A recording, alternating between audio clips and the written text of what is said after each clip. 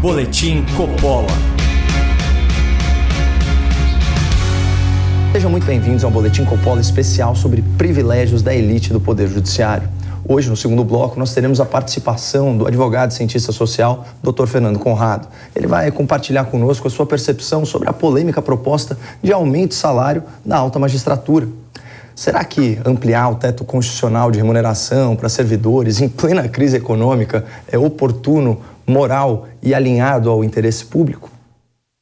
Na semana passada, os ministros do STF decidiram por unanimidade aprovar seu próprio reajuste salarial. Nossos iluminados de toga votaram a favor de um acréscimo de 18% sobre o valor atual dos seus vencimentos. Se esse aumento supremo for referendado pelo Congresso, a remuneração base de ministros e desembargadores do Judiciário saltará de R$ 39.293 para R$ 46.365 por mês, além dos 2 meses de férias por ano, do recesso forense e dos penduricalhos que beneficiam a esmagadora maioria dos magistrados e, na prática, ultrapassam o teto constitucional. Os ministros do STF defenderam a medida alegando que o aumento será contemplado pelo próprio orçamento do Judiciário, sem necessidade aí de repasses federais para fazer frente a essa despesa extra. O cálculo apresentado no plenário do Supremo é que um reajuste de 18% gere um impacto de R$ 26 milhões em 2023 entre os servidores do STF. Contudo, essa é uma conta capciosa que se refere só à ponta do iceberg. O maior problema é o famigerado efeito cascata desse aumento ao longo de vários anos. Isso porque, além de ser o maior salário possível no serviço público, o salário dos ministros do STF serve como base de cálculo para determinar o salário de outros cargos da República, e não apenas no âmbito federal. Conforme a minuta do projeto de lei enviado ao Parlamento após a votação no Supremo, o verdadeiro impacto do aumento será de R$ 1,9 bilhão só em 2023. E segundo a consultoria do Congresso Nacional, essa despesa extra chegará ao patamar de R$ 5,8 bilhões até 2024. Mas, além de tudo isso, existe um risco ainda maior à saúde das contas públicas. Servidores do Poder Executivo e do Poder Legislativo, incluindo aí os deputados e senadores, já estão atuando nos bastidores de Brasília para tentar pegar uma carona nesse aumento do Poder Judiciário.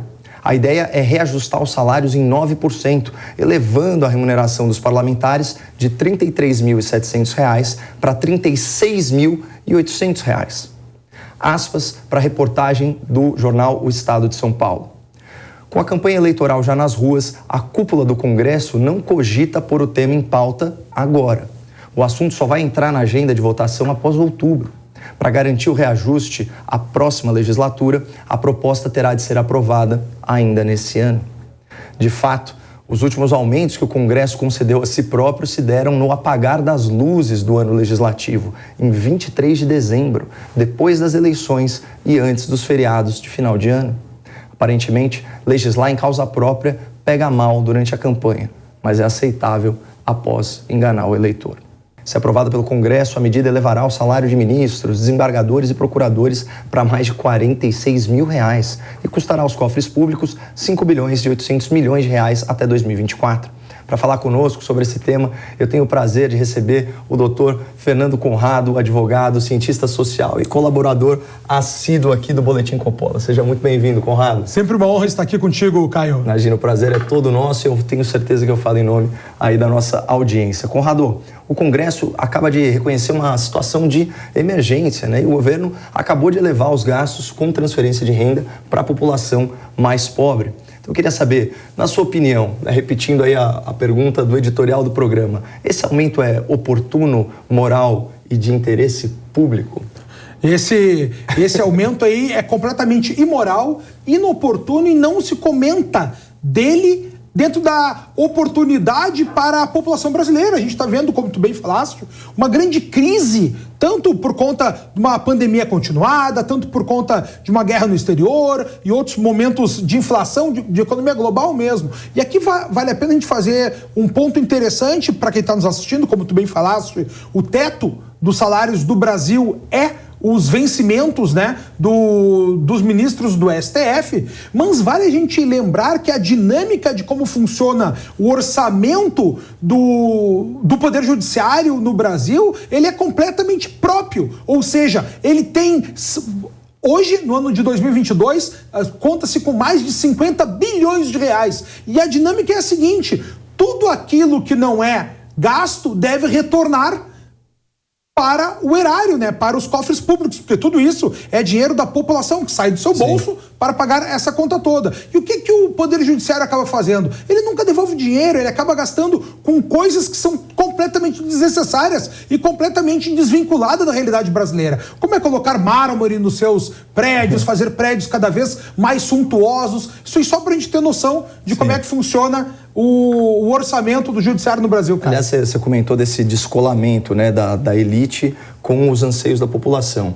Você acha que dá para traçar um paralelo, por exemplo, com toda a legislação relacionada aí à cultura, né, recentemente aprovada? Então a gente teve a Lei Aldir Blanc II, a gente teve também a Lei Paulo Gustavo, que de certa forma aí contrariando, né, esse movimento, esse necessário movimento, né, de amparar a população mais vulnerável, acaba separando bilhões de reais do orçamento para uma elite, que é a elite cultural, a elite artística.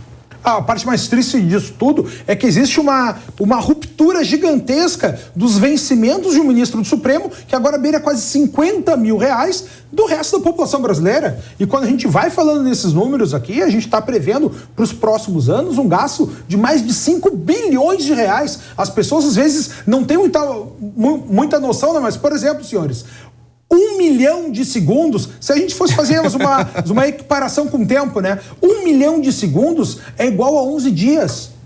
1 bilhão de segundos é igual a 32 anos.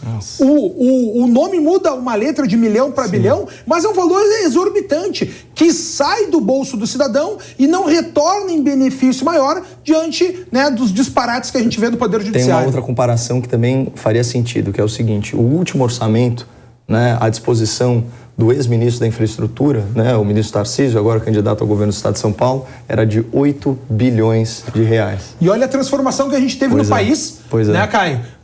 Se com 8 bilhões foi feito todas essas obras finalizadas nos antigos governos, imagine aí com um orçamento de 50 bilhões de reais. Disso fica 700 para o STF e 1,6 para o nosso STJ. Pois é, né? E olha, só para a gente fechar, já que a gente falou de transformação, a gente vê aí o nosso Congresso Nacional se mostrando completamente submisso às demandas do STF. Então, Conrado, a pergunta é muito simples: alguma chance dos nossos ínclitos parlamentares reverterem esse aumento de 18% no voto?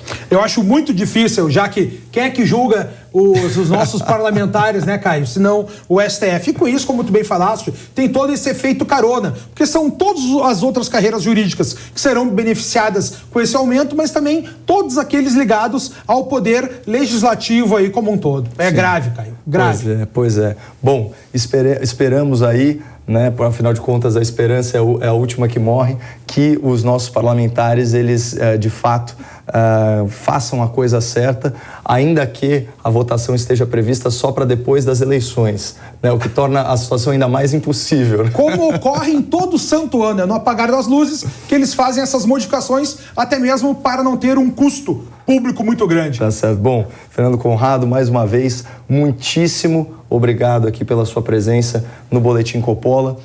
Você que quer acompanhar mais do trabalho do doutor, siga o @Fernando Conrado no Instagram e no Twitter e visite também fernandoconrado.com.br para acessar aí cursos de cultura e desenvolvimento pessoal. Muito obrigado, não percam a esperança no Brasil e fiquem com Deus.